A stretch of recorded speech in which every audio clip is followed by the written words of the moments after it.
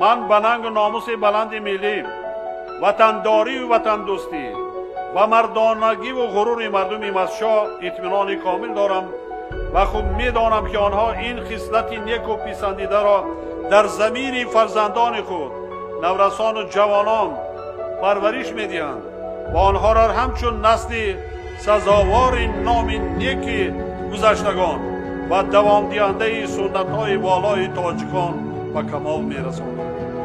مردم مسشا همچون مردم آریای تبار تاریخاً و طبیعتاً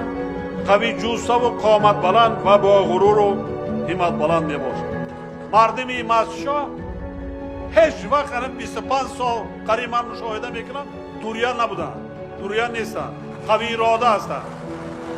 و حس بلندی ملی دارند، حس بلندی ملی دارند، حس بلندی وطن دوستی و وطن پرستی دارند. شبهه‌ای نیست که آنها در امر آباد کردن و با یک ملک باز هم پیشرفته و زیباتر تبدیل دادن دیار خود